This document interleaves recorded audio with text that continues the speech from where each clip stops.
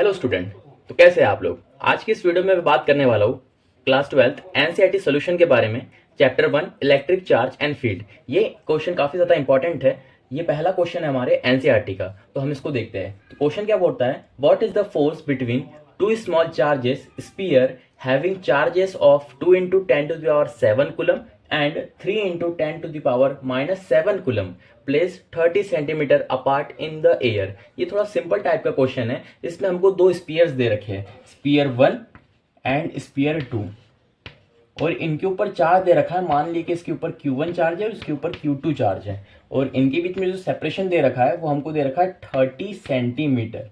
ये क्वेश्चन में दे रखा है हमको। तो एक बार मैं यहाँ पे Q1 की वैल्यू लिख दूँ कि Q1 की वैल्यू हमको positive of 2 into 10 to the power minus 7 coulomb, और Q2 की भी वैल्यू दे रखी है हमको 3 into 10 to the power minus 7 coulomb. और जो डिस्टेंस की वैल्यू है, D की वैल्यू अगर मैं बोलूँ तो वो हमको दे रखी है 30 सेंटीमीटर अपार्ट। 30 सेंटीमीटर को हमको मीटर में कन्वर्ट करना पड़ेगा, क्योंकि जो भी आंसर हम ला रहे होंगे वो एसआई यूनिट में हमको लेके आना पड़ेगा। तो ये हो जाएगा 0.3 मीटर। ये हमारे पास चीज़ें गिवन है।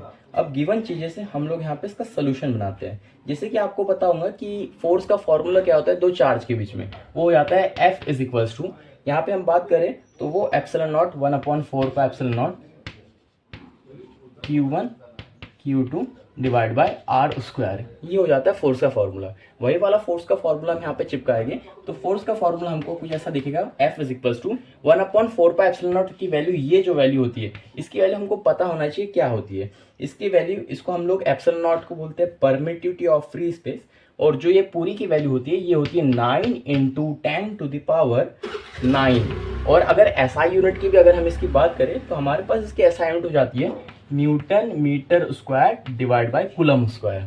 ये हमने एक कांस्टेंट की वैल्यू निकाल रखे हैं। वही कांस्टेंट की वैल्यू हम यहाँ पे पुट कर देते हैं, that is 9 into 10 to the power 9 into, अब मैं Q1 की वैल्यू पुट कर रहा हूँ। Q1 की वैल्यू है 2 into 10 to the power minus 7। अब Q2 की वैल्यू भी पुट कर देते हैं। ये Q2 की value 3 into 10 to the power minus 7 divided by, जैसे D मैंने लिखा था इसको R भी बोल सकते थे, तो ये R स्क्वायर हो जाएगा।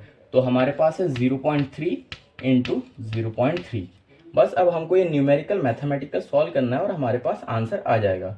अगर मैं इसको सॉल्व करके आपको बताऊँ तो आंसर कुछ आ जाता है हमारे पास, F इज इक्वल्स टू 10 की पावर 9 10 की पावर माइनस 7, तो ये हो जाएगा 10 की पावर 2। और यहाँ पे देखो 9 into 10 की power 2 into 2 into 3 into 10 to the power minus 7 divided by करेंगे। अच्छा, जो भी आंसर आएगा वो हमको न्यूटन में निकालना है, और जो भी आंसर आएगा वो न्यूटन में आएगा। 0.3 है, तो मैं क्या करता हूँ, 2 0 ऊपर भेज देता हूँ, 3 into 3, और इनके 2 0 मैंने क्या भेज दिया ऊपर, 10 की पावर 2। क्लियर है क्या? बढ़िया। अब मैं क्या करता हूँ, ये हो गया कैंसिल आउट और ये हो गया 6। हम इसको सॉल्व करके लिखेंगे F इज इक्वल्स टू, ये 10 की पावर 2 और ये 10 की पावर 2, 10 की पावर 2 प्लस 10 की पावर 2, ये हो जाएगा 10 की पावर 4, और इनटू में हमारे पास क्या है 10 की पावर माइनस 7। इसको जब हम सॉल्व करेंगे 10 की पावर 4 और 10 की पावर माइनस 7, तो हमारे पास बचेंगे 10 की पावर 3 माइनस 3। तो मैं इसको यहाँ लिख लेता हूँ, 3 इंटू 2 हो गया 6 इंटू 10 की पावर, और ये हो गया हमारे पास -3। जो भी आंसर आया वो आया न्यूटन में। इसको मैं हटा देता हूँ, कैलकुलेशन आपको बस समझाने के लिए बताया था। ये आपका फाइनल आंसर है। This is your final answer, 6 into 10 to power -3 newton. ये दोनों के बीच का फोर्स होने वाला है। आई होप आपको ये समझ में आया होगा। आज के लिए इतना ही, मिलते हैं हम किसी और नेक्स्ट वीडियो में।